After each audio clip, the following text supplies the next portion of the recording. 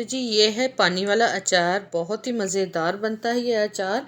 ये दूसरे अचार से बिल्कुल ही मुख्तलिफ है। जो तेल वाला अचार बनाते हैं हम लोग, उससे ये बहुत ज़्यादा मुख्तलिफ है और टेस्ट में तो ये बहुत ही आला। आप एक मरतबा इसको ज़रूर ट्राई कीजिएगा, बनाइएगा।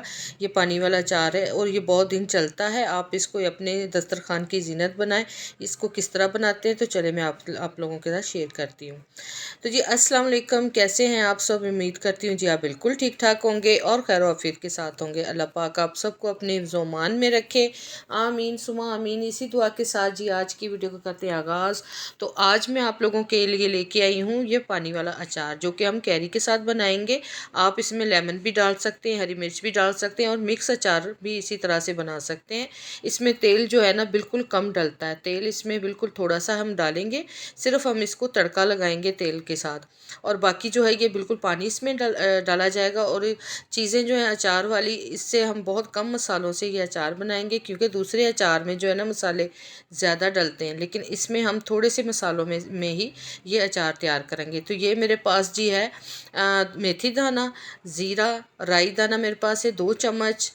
ये देखिए ये 2 चम्मच के करीब राई दाना है मेरे पास, और एक कुटी हुई लाल मिर्च है, और ज़ीरा है, और कलवंजी, और सिरका डालेंगे हम थोड़ा सा इसमें, और चीनी भी थोड़ी सी इसमें डलेगी, जिससे हमारा अचार जो है ना वो खट्टा और मीठा बनेगा। तो चलिए जी तैयारी इसकी शुरू करते हैं। इसमें मैंने फ्राई पैन में रख दिया फ्लेम पे, और इसमें डालेंगे ज़ीरा और ये राई दाना, और इसके बाद डालेगा जी ये मेथी दाना।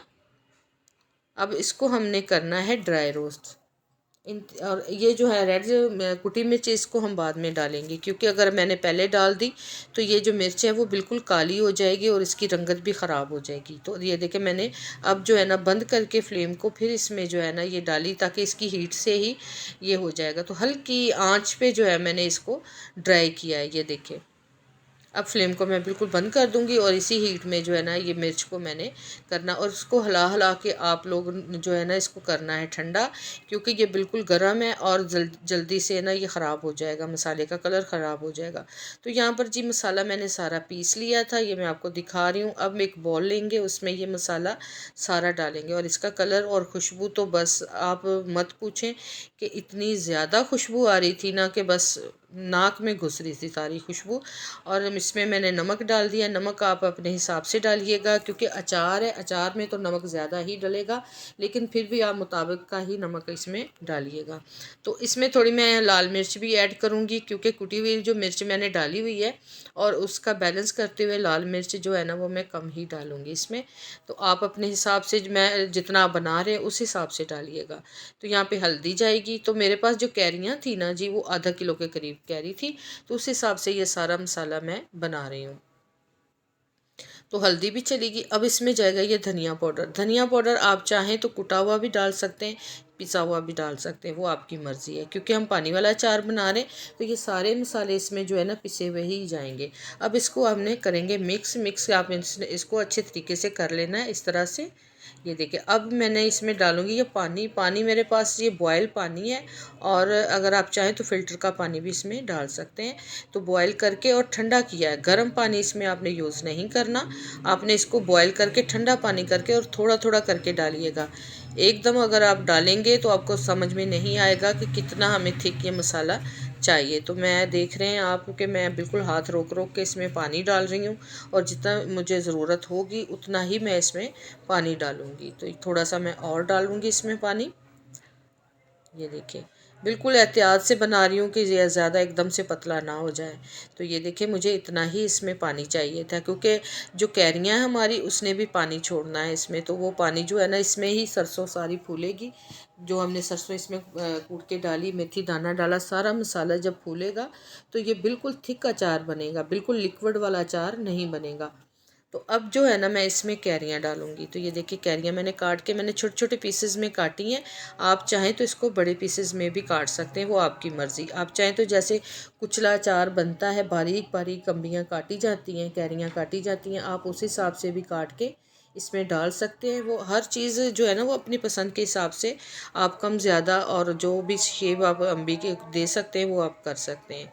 तो यहाँ पे जी ये मैंने सारी कैरियाँ डाल के ये देखिए मैं इसको मिक्स कर रही हूँ अच्छे से, अच्छे तरीके से हर जगह से इसको कोट होना चाहिए, मसाला इसमें लग जाना चाहिए, क्योंकि ये लिक्विड था और लिक्विड मसाला जो है ना वो अच्छे से हर अम्बी को लग चुका था।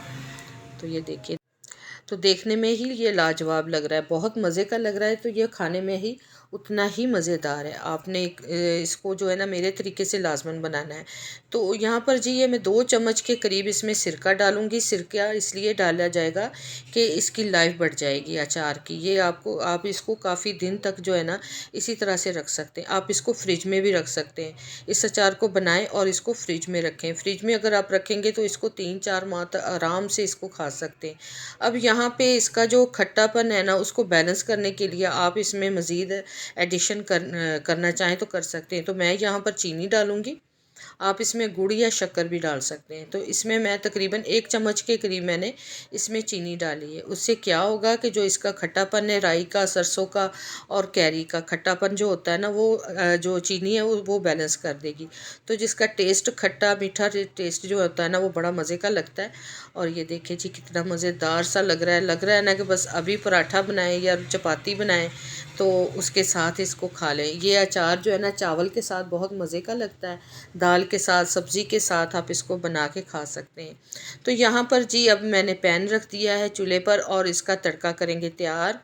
तो यहाँ पे सरसों तेल मैंने बिल्कुल 3-4 चम्मच डाले। आप इससे कम भी अगर तेल डालना चाहें तो इससे कम भी डाल सकते हैं। तो मैंने थोड़ा सा ज़्यादा तेल इसमें डाला है। तो यहाँ पर तड़का को करेंगे तैयार। तड़के के लिए मैं इसमें डालूँगी, ये है मेरे पास मेथी दाना और ये है कलवंजी। इन दोनों चीज़ों का हमने करना है तड़का तैयार। तो इसको थोड़ा सा तड़कने देंगे, ये थोड़ी सी कड़कड़ाहट इसमें आ जाए। तो ये देखिए ऑयल क्योंकि पहले ही गर्म था तो इसको हम ज़्यादा जलाएंगे नहीं तड़के को, बस इतना हो कि इसमें थोड़ी सी मतलब खुशबू आने लग जाए।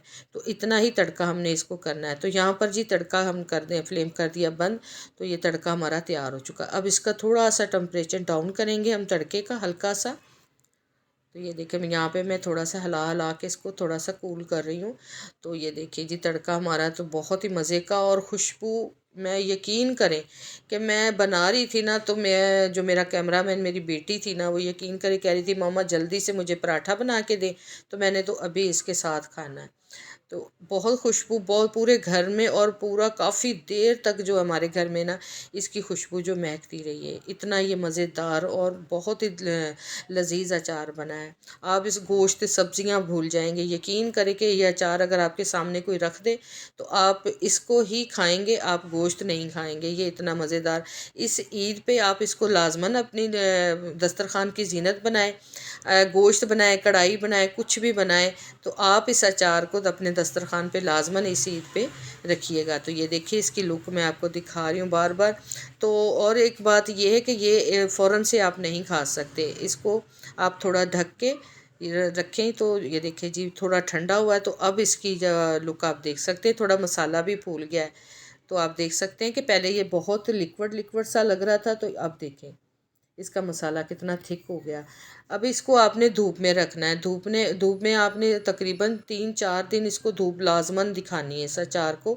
अगर तो आपने इसको ज़्यादा टाइम तक इसको खाना चाहते हैं तो इसको धूप लगवाएं।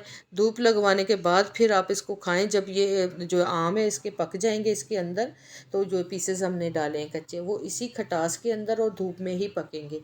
तो फिर आप इसको खाइएगा तो फिर इसका आप टेस्ट लाजमन मुझे फ़ीडबैक लाजमन दीजिएगा कि ये कैसा बना है। तो यहाँ पर जी मेरे पास मर्तबा नहीं था, ना ही मेरे पास कोई शीशे की बोतल वगैरह थी, जार था जिसमें मैं इसको अचार को डालती। तो इसमें मैं अचार डालूँगी।